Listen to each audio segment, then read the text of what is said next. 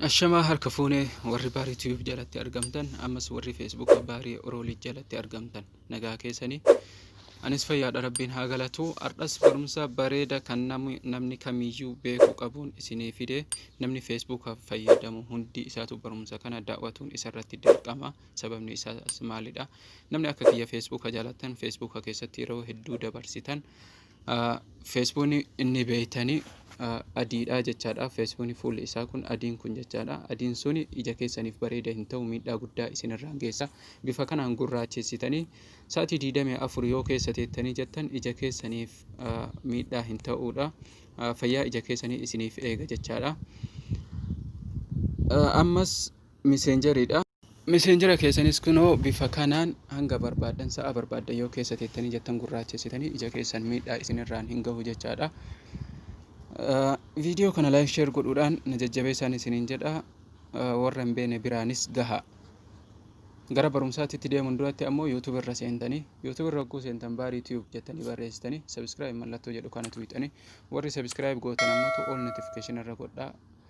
Akka wanti hangadi dhiisuuf battalumatti isin bira gahuuf warri gisee amma subscribe gootanis subscribe hogguu gattu hixanii jettan all notification mallattootu bilbilaatu isinii dhufa. Mallattoo bilbilaa san all irra godhattaniin isiniin jedha. Bifa saniin na hordoftanii viidiyoo kiyya ammoo laayik sheer godhuudhaan na jajjabeessaa isiniin jedha. Amma gara barumsaatitti isin ceesisa. Feesbuuka keessan irra ni seentanii feesbuukni keessan ammootu yoo kan qabaanne taate duraan dursanii update gootan Play Store keessa seentanii Play Store keessa seentanii Facebook jettanii yoo barreessitan update gootan jechaadha. Hin haaromsitanii yoo ka qabaatu ta'e yoo duraan update gootan ammootu innuu isinii fida. Akkana ol ooftan sarara sadiin kana eegatu hixanii kaatana ol ooftanii eegasi ammootu dark mode ka jedhu kana jechaadha. Isa kana yoo akkana gattuqe kunoo ni addaata feesbuukni ni argitanii.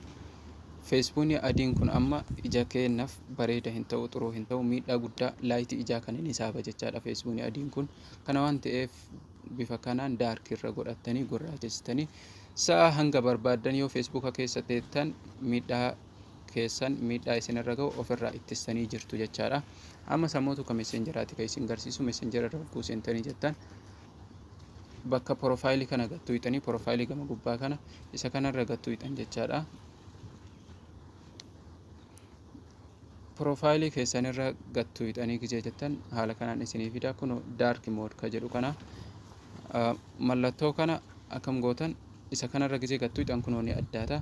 Amma haaluma isin argitan kanaan adiin kun ija nama saabanii argitanii isinis warri fayyadamaa jirtan ni beektan jechaadha. Kana waan ta'eef bakka kana akkana irratti gadi tuquudhaan gurraachistaniin isiniin jedha. Bifa kanaan fayyaa ija keessanii eeggatuu ni dandeessanii. Barumsa kanaa ka isinii dalage miidhaan irra gahaa ture waan beekeef jechaadha. Erga wanni kun dhufe baay'ee tokko dasna jedhee baay'ee tokko na gammachiise. Isinis hiriyoota keessan itti sheer godhuudhaan gammachiisaan isiniin jedha.